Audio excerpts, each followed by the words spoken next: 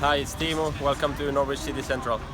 Hello everybody, Lewis, Norwich City Central. Just a quick 30-second message. Just want to let you guys know that, like many creators, I have set up a Ko-fi page. What is Ko-fi? You can make one-off donations to content creators of £3 or more to help them. As we all know, times have been tough the last few months, and a lot of creators like myself, their revenue's kind of gone as advertisers have pulled out. But any donations and any money I can make through this Ko-fi page will be reinvested back into the channel to help with editing software and to make the best videos possible. I will leave a link to it in the description, so please feel free to head over if you can. No worries if not, but yeah, for a price of a coffee or half a pint in London maybe, they can really help the channel out, and it will go a long way. Just a one-off donation. And yes, thank you for watching and enjoy the video. Hello everybody, Lewis, Norwich City Central. I hope you're all doing well. Firstly, before this video begins, I just want to say thank you for all the support on the channel this season. I really do appreciate it, eclipsing over 3,200 subscribers. It means a lot. If you are new to Norwich City Central, please consider subscribing for consistent match reviews, match previews, fan reactions, player chants, hopefully when we're allowed back into the stadium, and a lot of consistent content around Norwich City Football Club. I'd love to hear your thoughts down below in the comment section. What do you think has been Norwich City's biggest problem this season? I'm going to share my biggest problem with Norwich City this season. I'd love to hear what you think down below in the season. Yeah, it's obviously been a really difficult season. Norwich City have now been relegated. I've been thinking on, what has been really problematic for Norwich City this season. I'm going to share with you my thoughts now. Before I start though, I do want to say, I am still Daniel Farke in. I do believe Daniel Farke deserves the opportunity to put things right, particularly after the wonderful things he did last season. I like Stuart Webber, who's done so much in saving the club, and I want to see Stuart Webber stay here because he's great for the long-term future. And Delia is someone as well who I really like, Delia and Michael. Look, we do need more investment, and I want more investment from Norwich City, but only if the right offer comes in. And obviously we don't know what offers are coming in from external investors. But for all these people I do admire, but there has been problems with them this season, and there's no hiding from it. You've got to be able to, recognise that. And yeah, my biggest problem, at the start of the season, we're looking at Delia and Michael and saying they're really happy spending the least amount of money. You've got Stuart Webber coming out and saying it's 38 free hits, which is basically, putting no expectations on the season. What will happen will happen. It's 38 free hits. And Daniel Farke constantly throughout the whole season has, not undermined Norwich, but said that Norwich City are, if they do stay up this season, it's going to be a miracle and whatnot. There's a great quote here: if you go into a season telling everyone you have a 5% chance of survival, and that with these players you will go down 19 out of 20 times, is that realistic or defeatist? A motivating tactic?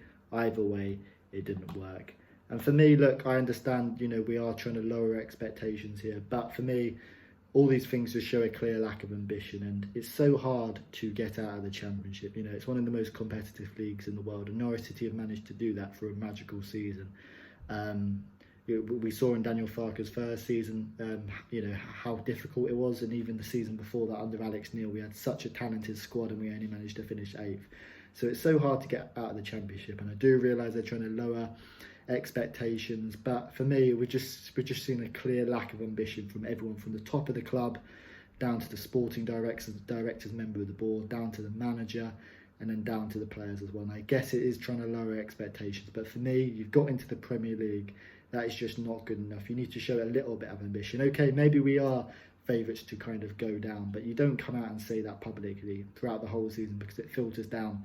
Look at Sheffield United. Yes, Sheffield United spent a little bit more money than us, but the bulk of the squad who are doing, let's not forget, Sheffield United are in 6th, and the bulk of the bulk of the squad are all from the Championship. The majority of the players are from the Championship. They've added a little bit in attacking areas, but Chris Wilder, all the defenders are pretty much Championship players, but they've managed to regroup together. They've believed in themselves, and they've been ambitious. Norwich City have not been able to do that, and this clear lack of ambition is really upsetting, and it stinks, because Norwich City have been relegated for a record time, the 5th time from the Premier League, and that shows there is just a continuous clear lack of ambition. And we're talking about this 5-year plan Stuart Webber has.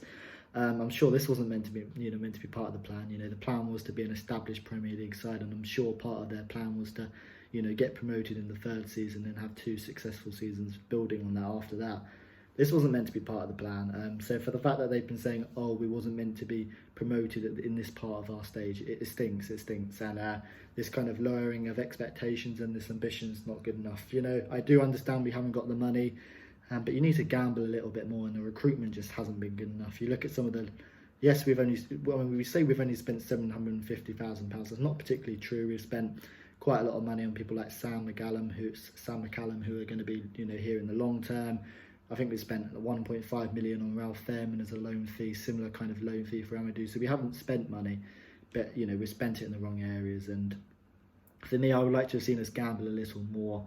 Look, you're not going to please everyone. The long-term, financial, future of the club is secure, which is a good thing, and that's why I really like Stuart Webber. But the clear lack of money we've shown is just, it stinks. And what are the players going to think when they see a club have only spent 750,000? Yes, it gives the players a chance, but it really doesn't send out the right signals, does it? And look, the most important thing is the long-term financial future of the club. But how can you be surprised with how this season's turned out when you've got everyone, yes, they're lowering expectation, but it constantly clearly shows a lack of ambition. And when you get to the Premier League, you need to show a little bit of ambition. Yes, we are the smallish fish. We are the smallest fish in a very, very big pond. But what happens? Look at the likes of Burnley and Crystal Palace. When you manage to stay up in the Premier League, when you manage to do everything to get into that 17th spot, the fish slowly gets more and more food. The fish gets bigger, and then eventually they can start to swim and survive in this very big pond. And that's what Norwich City haven't been able to do. Just constantly, if you keep managing to survive season after season, you get a little bit more money and it gets easier and easier to survive. But Norwich City haven't been able to find a way throughout their whole time in the Premier League just to be a bit pragmatic, just to roll up the sleeves and say, you know what, we've got this season. Let's try and be ambitious. Let's really try and stay up. And that's what really frustrates me. And this is part of Norwich City's DNA, which still is here. And until we remove that, I think we're always going to be in this position where we are kind of a yo-yo club. So what is next for Norwich City? Look, we're going to need reinvestment. We've got a lot of young players who could potentially go for big fees, which is good, but the most important thing is that I do think we do need to sell a couple of these youngsters, cash in on them, and then reinvest into new players into the squad, because there's no doubt about it for me, some of these players are not playing for Daniel Farke. If you look at some of these performances, he's 4-0 loss to West Ham, 3-0 loss to Southampton. You cannot say they're going to go into the Championship and finish top 6 with how they're playing at the moment. They look like a bog standard mid-table, even low-level Championship team at the moment, the way they're playing. So we do need to reinvest into the new players. All the players need to believe in Farke, because there is a lot wrong at the moment. And yeah, it's a really big question. Has Farke lost the dressing room? Look, certainly you look at the players like Tim Krul, who are clearly doing everything for the Norwich City shirt. Alex Tetty as well, who came out and did a fantastic interview, and he even said something along the lines of the character and mentality of the squad's not there. How damning is that for your 34-year-old captain to come out and say that? And I do feel for players like Tetty, Krul.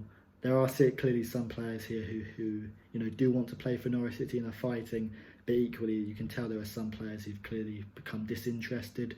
They've lost a lot of interest, and they've lost a lot of heart. And when you're 1-0 down against West Ham are controlling the game, and your manager, the symbol of leadership and motivation, is just sitting there, standing there shrugged, not even talking to his players. What kind of signals does that send out? So for whatever reason, something's not working between the Farke and the players, because look, this is a Championship team. I'm not saying we would have stayed up, but we're not. If they were playing for Farke, we wouldn't be losing 4-0 to West Ham at home. We wouldn't be losing 3-0 to Southampton at home. We'd be putting in, you can tell the difference, we'd be putting in more effort and things like that. So I think reinvestment is needed, and we do need some new players around Norwich City Football Club to help us push for promotion next season. Because for me, top 6 has to be the aim. I think anything less than top 6 is terrible in my opinion, because we've developed a lot of these youngsters. We could sell them on for big fees. We are, relatively, you could argue we are now, with these youngsters and with being the opportunity to sell them on, we are a relatively rich kind of Championship club if we can do that. So, look, for me, yeah, we need some reinvestment to go forward, but we need to be ambitious next season. We need to say, you know what, we have let you down. There needs to be some big conversations to be had from everyone right from the top. You say, you know what, we've let you down this season. We try to lower expectations, but clearly we haven't shown the ambition. We need to stay up, and we need to say, you know what, next season in the Championship, our aim is to get back into the Premier League in one season, and we're going to try and do everything we can to do that through investing in the squad, you know, through playing, you know, a couple of, you know, £5-10 million players, because I think that's what Norwich City need. We need new players, and we need a bit of ambition into this club now, because I think this season has really been very damning in terms of just how ambitious and unambitious and how laid back some of these people have been all over the club. And as I said, from the very people at the top, you know, the board lacking ambition, through to the manager lowering expectations, and then it trickles down to the players as well. And yeah, for me, that's the big problem. I'd love to hear down below in the comment section what you think has been the biggest problem of Norwich City this season, and what is next for Norwich. What do Norwich City need to do now to rebuild for the season and be a better club? These big conversations need to be had. These critical conversations need to be had, because it's going to be really important for Farker and Stuart Webber's legacy. Thank you for watching. Subscribe to Norwich City Central if you're new, and I'll see you later.